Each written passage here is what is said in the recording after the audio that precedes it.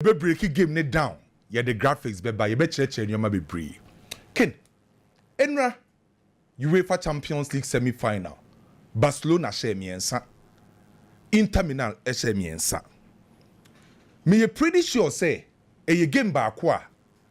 Nipa dodo omo share ye no, omo enjoy game no. A game ba kwa uhu tactics, uhu movements, uhu individual brilliance, uhu collective play. Bibia na we expect wo game nimbia no unyaye. E ka ho bi mpokra na wo ye story Rose Pep Guardiola say sa match win na nipa ko stadium e ma nipa twa because Inter Milan Barcelona enura SLA good football e de mawiase nyina ana obi bi ope football. Ade ba ko this season dene pa na ye say obekọ Barcelona fi no akwa show mu 3 goals or more under Hansi Flick. We're making sure say den say Barcelona betina fie a consider a lot of goals. And it's what check Barcelona in all competitions are. So we is Celta Vigo. Now we are letting come the domitimi kwase Barcelona 3+ goals are. Inter Milan and ye the third team with me akwa yes adie no. And no be bia na say nye team bia na betima kwa Barcelona fie akwase ne 3. So for Inter Milan say okwa Barcelona fie akwase 3 no eye plus e de ma Inter. And proud to the game, in Kofobebrena underrated Inter Milan Bobukoni because of omo recent performance and results are now omodi real game nim. Not before the game, omo lusu omo matches no dudwana. And now Kofo said any GDA wo Inter Milan team say, ombetima ha Barcelona adwen. By Inter Milan ako Barcelona fee, ako set 3 goals when lusu sa match na. I believe Inter Milan can omo deserve credit and omo performance no, omo ngu omo ho animasi. Enra Barcelona bobuko no actually the reason why Uncle for tagi omo say arguably they are the best attacking side. You a lot of positives from Barcelona. You Barcelona's strength on the field of play. At the same time, you say Barcelona a weakness. Entiene me ba be Barcelona enra almost strength ne positives ni asasho weakness enra Inter Milan for a take advantage. Can my mention say free the positives? Hansi Flick this season. Adia ba akwa ken odi awura Barcelona bobuko nim no. Eye mental toughness. Winning mentality. Quote na friend Hansi Flick no, we impacted sadie no e Barcelona bobuko nim. Ye put Champions League semi-final. First 21 minutes, Barcelona trail 2-0. Barca eda form 2-0. Se koye Barcelona team of previous seasons are. And kameka tro se Barcelona team no. Either say ombe lusu focus or mabembebu. But after say Barcelona top form 2-0 no. Say o check Hansi Flick now o check the demeanor of Barcelona players now. Still na no more believe say ombe timi e win game no. Ombe tima ye come back. I make sure some better to say 2-0 na Inter Milan for Arsenal. And right now ombe tima catch Barcelona support te bia say Hansi Flick buy no. We impact some mental toughness. Say o check Barcelona or more ability say ombe to stay resilient, ombe that confidence, and your game nim abro mu face challenges. Say mentality no, papa friends Hansi Flick impact this This season, check the number of comebacks at Barcelona. Show me the Benfica game no. How are Barcelona back? Ebe say 5-4. Show me game money Atletico Madrid boy ye. Ewo Wanda Metropolitano. Abra no mo da for me come you. How are mo back? Ebe say 4-2. Omone Real Madrid recently. And enra omo da form e come yenu ba o men lose focus omo nya that winning mentality so betima fight back so enra the first positive am hu ye no the first positive Barcelona a winning mentality and omo fighting spirit omo di aba. The second positive was the intensity and omo the press Inter Milan. First half no manage Barcelona intensity omo the press Barcelona e da form e come yenu o pesa o ye come back etete wo ka no. And what's a woman opponent ni feeling uncomfortable with the ball because already Inter Milan lead 2-0. Obenya that believe so betimi no wabo. By the time Barcelona realize they say on betima tete no. Papa friends say Hansi Flick any Barcelona decided say see a betima ye come back and what's the intensity they be pressing no. Ye be ma Inter Milan for feeling uncomfortable. And tenra after 2-0 defeat no. And Barcelona literally no. She e kwa no mo fa so press the aggression, intensity, coordination. Se forward line players no air press here. Yehu se Pedri, yehu Frankie de Jong se omutimi pushi, eko back the press. And mostly, enra Barcelona winning most of the balls mpacho kowechi. Barcelona winning most of the balls. Ewo Inter Milan for half. Ema ni dani turnover. enti no Barcelona press again aggressive man to man anka mostly Barcelona enter nya sadie no by the intensity no omoma Inter Milan for feeling uncomfortable with the ball. So the second positive I mean no the intensity of Barcelona at the press here omo winning most of balls no Inter Milan danger zone so and omo a lot of air turnovers na ye positive. The third positive thing I mean of Barcelona enra game nim no was the attacking structure. Enra Hansi Flick attacking structure ni ye. Omo attack bia na 3 at the back, 2 in the midfield and a 5 over the final third. By omo attacking shape no na enye static omo use movements mobility ankasa we anymore. So anytime be a Barcelona ba attack bia no Kunde ebeka Kubasi ana Indigo Martinez so no ma form the back 3 omeni mpe no Frankie Dion ana Brante Fense Pedri ana be control dia momo. Then Gerard Martin ebe push on the far left. Then again Obaba Benya Rafinha so be movie inside Dani Olmo na Lamine Yamal na Ferran Torres a drop it. So anytime be a Barcelona ebe attack biano eye the 3-2-5 attacking shape with movements. Enra Inter Milan for with this attacking shape omo pini Inter Milan for ewo mankasa half. Inter Milan bought a 5-3-2 defensive block, low block, compact. By Barcelona attacking shape no, etimi be team a friend say Inter Milan omitimi nyomo chances try some be creative and most of Barcelona attack no at the right side maybe Lamine Yamal and then no clearly na Barcelona afi abrante friend say Baudi because anytime be a Barcelona ba attack no na Gerard Martin enye effective and so what take Rafinha say Barcelona be perform very well a timer Rafinha when ya a left back or back patrol na Rafinha timi that freedom Gerard Martin timi nya sadie no so now my attacking shape na very good by a force Barcelona na Gerard Martin nya effective so now what's a ball ni na the right side baby Lamine Yamal no that's the reason why I eno Barcelona attacking side e move 40% F Lamine Yamal so eno obi e ball Lamine Yamal din a eno na Barcelona ball no most of my attacking play no ejina branch friends Lamine Yamal ho yendi akra ne ho komo. Lamine over 17 years. Ya can the qualities, ya can the talent, ya can the football IQ. Akra with this 17 years, adwene dan trim no eso. By at the age of 17 years, obo UEFA Champions League semi-final against Inter Milan. Na akra ketwa no o operate as a wide deep lying playmaker. Eno Barcelona attack ni nyina no, most of them akra we. Because sa wo game na, Lamine Yamal drop the beje ball. Ono ne beje ball na operate as a wide player at the same time as a deep lying playmaker. So most of the creativity Barcelona ba attack biana na ejira krawe so. Omo attack here on the dictate Barcelona for attack. On the decide key moments our Barcelona attack. Ono na making sure say obey the orchestra our Barcelona attack. Enu akrawe senkofo oboni din na nkofo bona baso a odi deserve do ye no. Ken Lamine no unse ojina ho a unse onhyeda anybody obekasa ne ho nya den by Lamine Yamal kura ball na ne ho ede ne papa enra hwekwan fa so she ne goal fa ne goal ne mame die papa friend say Simeone Inzaghi o se Lamine Yamal agebo a omutimi ko 1v1 omuko 2v1 omutimi ko 3v1 e got to a time Lamine ne je ball na age se Dimaku Mkhitaryan ana Bastoni ekwa akura ne so. Football the normal way of marking out marking out 1v1 meboa. By the moment a team ever go 2v1, 3v1, just to mark out a player, abnormal way. And in a football, you can the ill-fitting marking. Ill-fitting marking with football, abnormal way of marking out a player. At the age of 17 years, Lamine Yamal Jeboa, nipa 3, nipa 2, age na so. Make my catcher sa krawe no, enra jemi hu ye no. O mami hu sa krawe no. Elastic tweak our sour balance.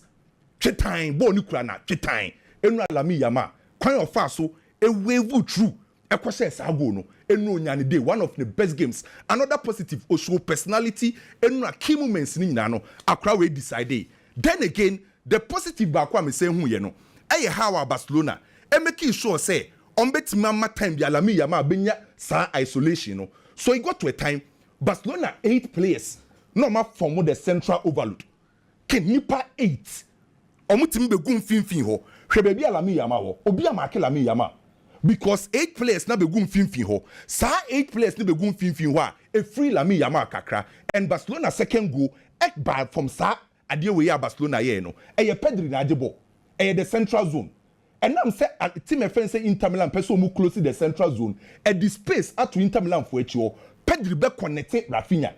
Mame the next picture.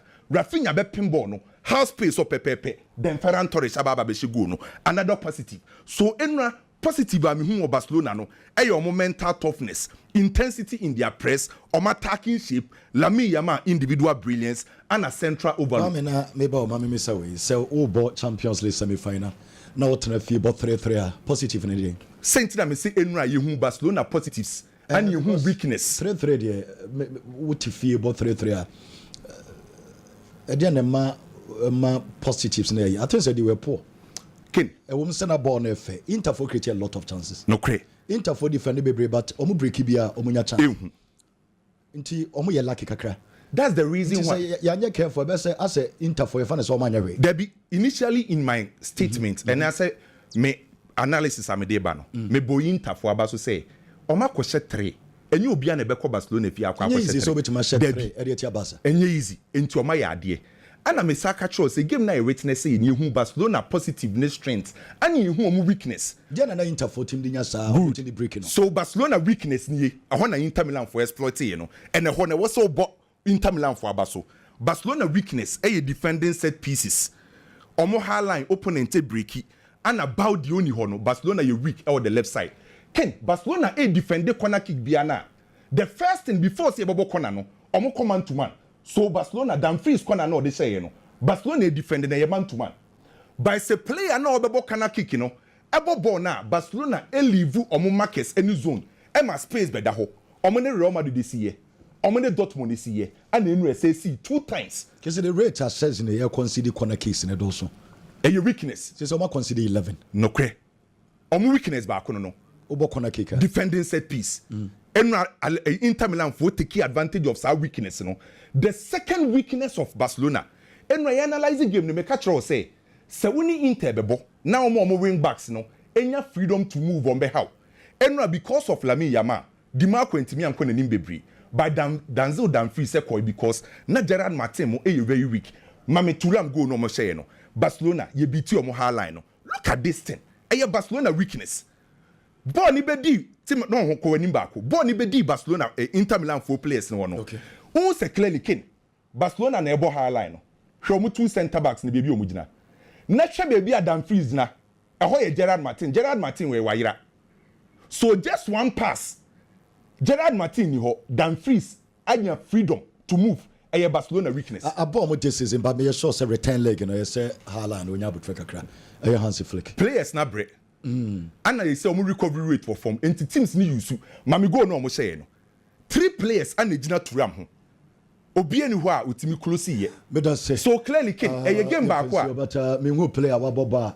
Say Dimarco on e ko ka kire coach ni say osere no nyini free man. Oh, Martin Bibisa. Mempeso obi abeka se Dimarco asa. Na pride. By na pride. Enti omo ko ba na wa mabiem. Ana Bibisa say okoka kire coach ni say akura no wontimi. Adwuma na ye de man na so stop Lamine Yamal no. Wa ye bi. Ndoma fofromra.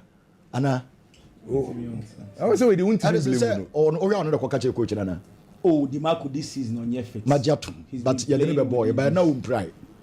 Give you the no pride. No ntimi Lamine Yamal. Samne de ogituma. Na yo no kwa Barcelona kura no ntimi. O de year no Euros. E no asabe ye ne. Ntimi anya ba. Ti ntimi obi ma otimi ko ka che coach say munyum free. Unu ma de ba kwa abo Barcelona. Lamine Yamal we play a panka o daso bo banka mani beje pa Ashliko. Ashliko yeah. And can be yire papa. Masa Ashliko. Masa ja. Ashliko. Masa ja. Ashliko.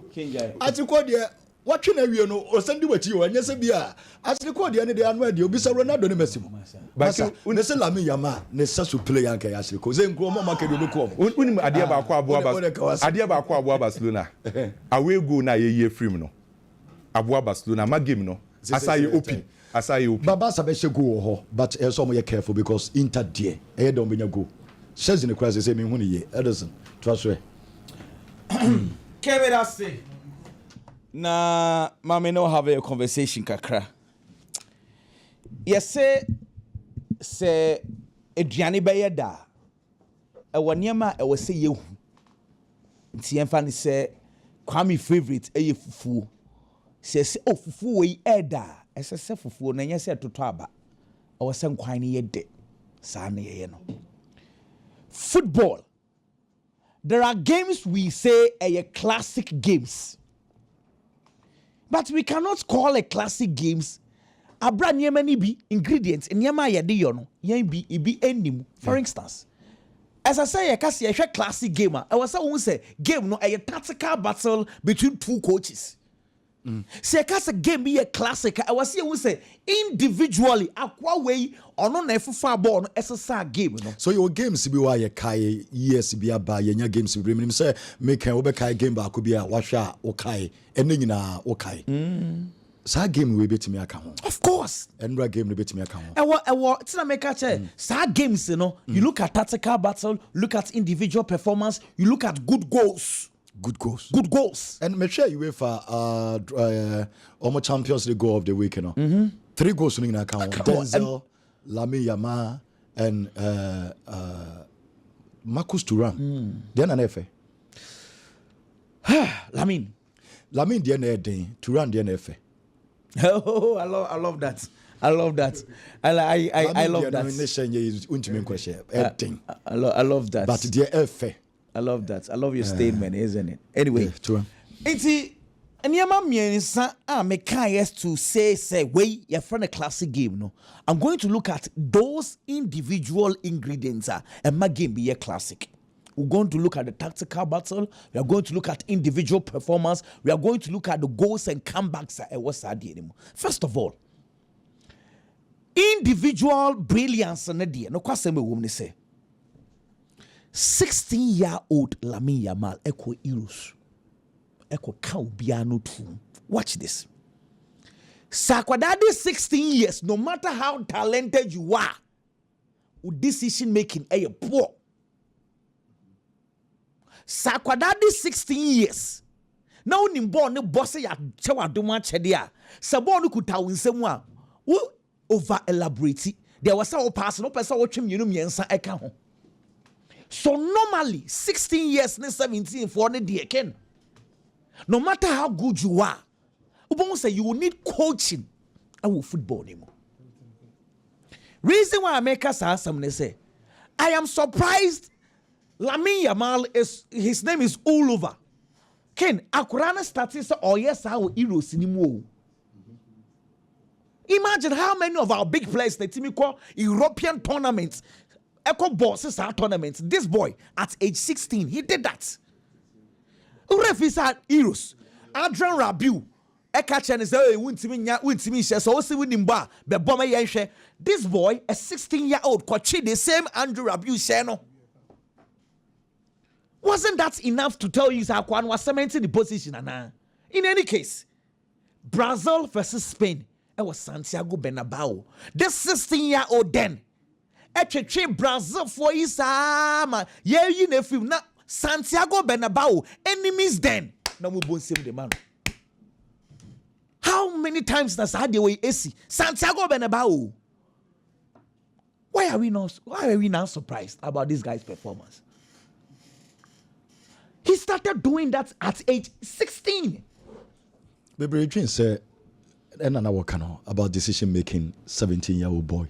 Decision making. And found, you know, you say, I was 17 years to say. Nyamechem crabby brady, especially a Kuskua. Ubini my dear baby. I think, say, what should we do in a broso? A broso. Because the decision making as a 17-year-old boy, time is or possible, time is or dribble. Yeah, we do 26. And Eba. 27. Eba. And Eba. I cry with the idea. Not being any China body, no. And let me take you back at the Euros. Ne papa na mesre no kakra. So say 10% depend on you. No de ne papa na me so say when dey na no be kwa kopa. Akoka se ne ba no kwa de oya de che Messi. Oh be kanche. Akwa ne de obunya obe. Oh ne papa ne de nche obe kan asam. Let me take you back. Messi ne me papa na. Oh, for now the only thing say Barcelona at least almost famous for 10-15 years. Exactly, I agree. At least ubetimi afene for 20 years. Yeah. Because the generation 11 no and as a ball no be a 50 years be anaba kwaba. But I say for 5-6 years to pay.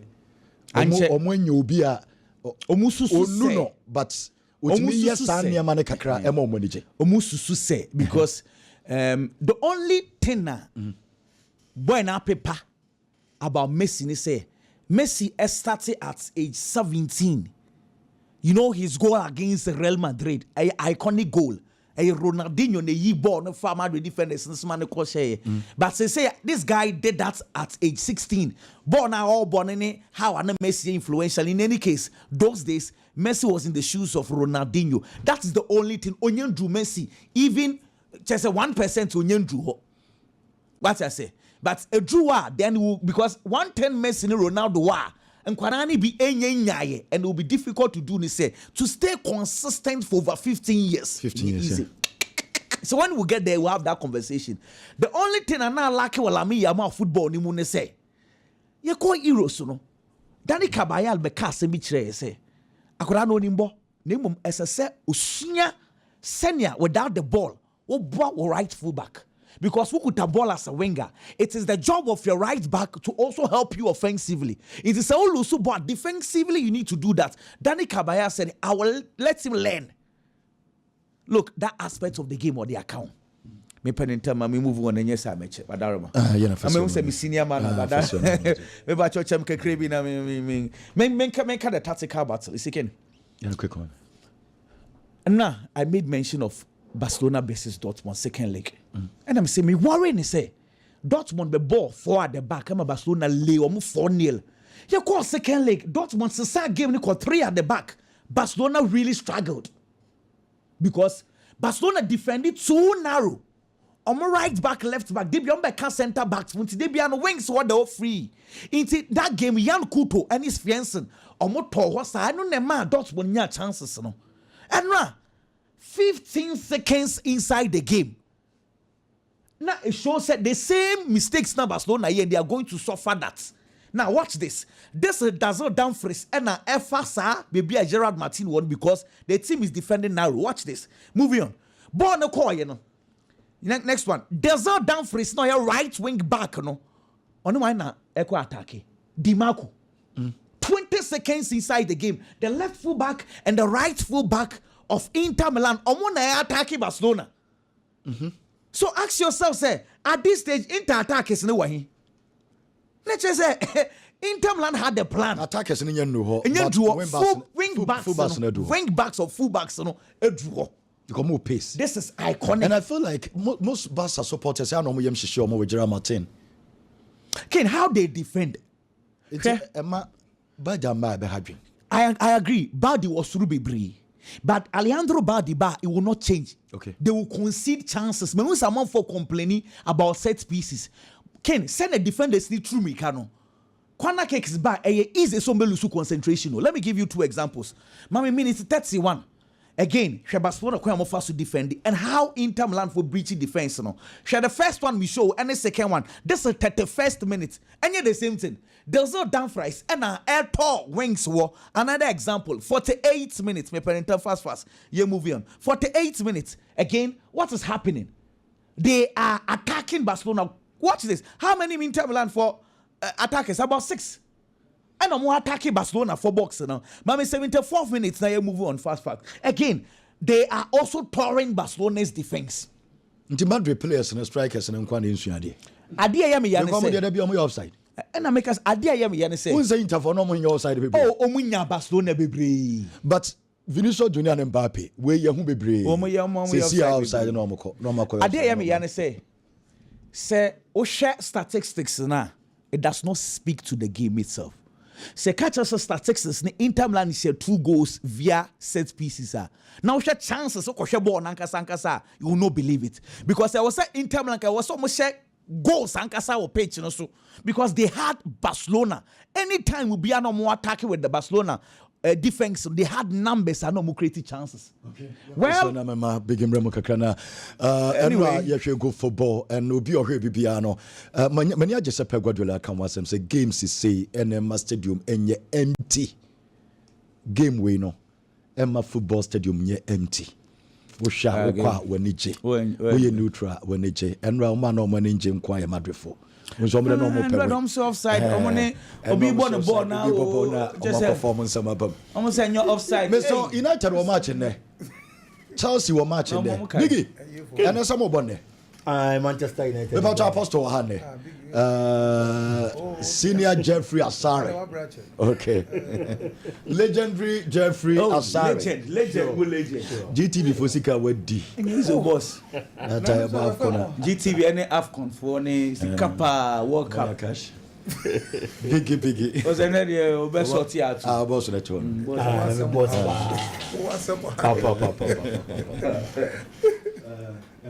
About some. First of all, I'm Inter Milan Abaso. How Inter Milan started the game. Omuko game with a plan. The way Paris Saint-Germain started the game against Arsenal. And they say, I'm trying the home team then settle. And so I'm going game because we jai Barcelona man settle. Obenya problems. You'll be laughing at the wrong side of your mouth. Until the quickly game immediately. Within seconds, and Omunya the first goal. Omunya go ni win now. They have unsettled the home side into Omunya confidence. Omuni home side ne baba bebo game no. Before God and man, before the game yesterday, na me nigidi said the kind of performance Inter Milan ko dine obetimi dine. It is because me show my last 4 matches on my ball. Certain chances they conceded and certain goals. I knew say Inter Milan are very strong defensively. I'm concede, you know. Now I'm losing the kind of trust and I'm more at the start of the season. No, it's the performance on the dine no. It was very good and I was surprised. Omunya sa go ni wie, you know. Adia ba kwa me hu ye ne say. Akwada na friend Lamine Yamal no. E clearly say he the creative spark and the driving seat for the Barcelona setup. Barcelona nya the first goal. Lamine Yamal and the share sa go ni de ma Barcelona. Before that, the minute 0 and you can see the 21st minute. Now Inter Milan are making sure someone have 2 goals. I'm on lead. Until that time, now Lamine Yamal ain't even finding the fit to a game anymore. Lamine Yamal ain't finding the fit to a game anymore. Now Barcelona and teaming more game no. What Inter Milan coach Simeone Inzaghi here and say, when we say Lamine Yamal and a player on only who saw on a good gamer on betting ha Inter Milan, Barcelona being a good game. It is from the start. Lamine Yamal jebope, you are going to see 2 players. No more overloading. A third and 3. One who will be a who player friend say Alessandro Bastoni. Bastoni or no Dimarco. These are 2 strong defenders. No more overload the Aquilano, no more jebone finance them. That was also when I realized say Aquilana drain or the Bobono a different. Tackles be called Lamine Yamal. Aquilana realizes say quite of us about other defenders. These defenders are different. So once now 1 year he's going to have a bad game. From there, and on also be a different approach to a game anymore. He made sure say obepe spaces because on your ball no one-on-one and no matter who you are, obetimi no abo. Enti omo mbembe ni biom ti to Lamine Yamal. Afei no make sure say obepe spaces obey free. No ajeball no dane no no face you are. No matter who you are, you have a problem to handle him. And Aquadane is the face of the game and the Barcelona. It's Aquadane ball now all bono. His ability to even think, to know say the first 20 minutes enko ye mfa mame. Eti mame nyine na mense sakwaya me fa so abobo no. Na menya good game because Barcelona nya ball ni bi ball. Me de ani koyia, Barca de ani betimi akoyie because I am the driving seat for the team. That alone puts the player on a different level. Nti say Pedri, e manan ko kan oba bia nso pe world best. Oh, obetimi aka. Debi bisa. Obetimi aka. Because on the kasa say say the Rodri a kire kwan say omo control games no. To no any dream.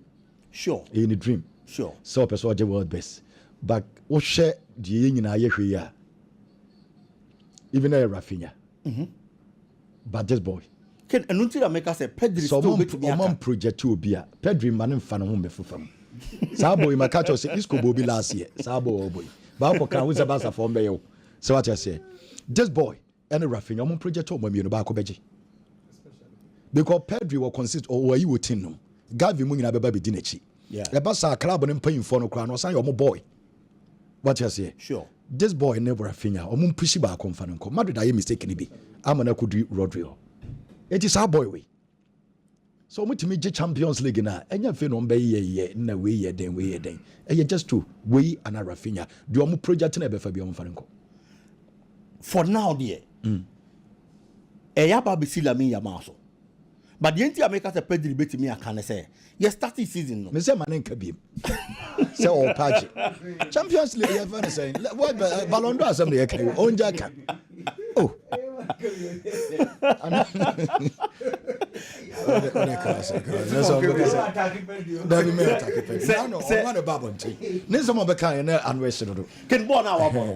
Say Barcelona next week. Ebia next Nkomoya Yedi. Ebi Mpoana next week. And Lamine Yamal and Baba Beka eat him no one so that. Ebia na dey na sasa. That is what I'm saying. Say you share season na se no. There were a lot of names and I boba. At a point na Mohamed Salah no nyina home. But the miracle na nim no. Na ebi no mo tete to na ebi no mo film na niam esesa. Say Vinicius Junior and Mbappe ko pe ba bi atra. Omukra de ko ye interview ko ka bi o ba bi kra be che. Omudi mem. Asan ko fone de na. Eti ade na miracle na nim nyina na esesa. And for Lamine Yamal the kind of performance or dine dey no to be honest. Abrante no ball na all bono. Ebru ni age ne so. And ebi na possibly after 1997 yenya Ronaldo de Lima at the age of 21 oje Ballon d'Or no. And hwa na yenya Lamine Yamal obe break that particular record. So Ronaldo Nazario is the youngest ever player watch about. Youngest ever. Age 21. 21 years, 92 days. Lamine Yamal was 17. 4 years still I know 21. Yes. 4 years. 10 years not 26. I think he's 25 and I say. 10 years not 27. 18 in 2 months. Wow. Not in 3 months, July. Yes. It's an ABA. Now finally a Babenya player. But I feel like I saw no breaking Ronaldo record, no. So by the youngest ever team was starting very because well. 21. But what kind Ronaldo 21 and yes. Lamine Yamal a different star, but that man na a different. Yes. Ne de na a pace ne skill as a BBA won't be. Okay. One player also I feel say he shouldn't have started the game at all for Barcelona was Gerard Martin. At a point, na Barca players na nkasa person be exposed, you know. Into a lot of the balls. No mum fan ma Abrante no. Obetimi agina onom the ball na side. The first goal, the second goal of a year in Milan, these first 2 goals, on the cost Barcelona Bobo. Gerard Martin. Yes. The space in the first goal, the ball on the fire, and I'm so man go on the buy. Number 2, time I hear Boko na no for the second goal na Dom Fries Boshe, you know. Player na all market Achebi was Gerard Martin. That's such another goal made. I won't be able and yes, ask somebody on behalf. Ask somebody on behalf. And so sure. Because they do baby now when defenders this OP. Sure. SOP. Yeah. It's clearly he shouldn't have started the game. And Manchester United is Manchester United. The best for United could be a draw. With team ground come was it? Can say Europa there. Oh, Europa League confederation and bad. And you're bad, but Europa there. Okay. The Manchester United year in Hono be PM Champions League. Next season you better can watch them. This is Champions League. See na Boko there. Only good history Spanish teams into. Jamia Domo Boko. Jeffrey Asar. Una me watch. Legend no. Na onim say me boss no. Onim say that is all case for baby unyanti obefa asemaba. O case wa. Back in first of all, my member Basu have done extremely well. The quality content you give out to viewers and listeners, only me, very objective as I always be.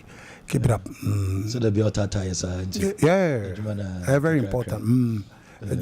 You always must make sure say you listener, ni power show, ni power tune, who have the option every day. Say so to you. That's the most important thing. At the end of the story, metie King, metie Biggie, metie Edelson, metie Dela. There might be some quality you are consistently giving, and so keep it up. Consistency na some tell me on the back as well. So keep it up. I mean, say with you and the team there, the consistency will always be more hallmark. So keep it up. And then me be say because I measured up. And then say me pass you through. Boss you travel here so far. Yeah. Percentage is on Sankayo. Now say onim say my head. Something I'm saying, and guidance in Konya Sokasa. Aha. Say Judy Uncle.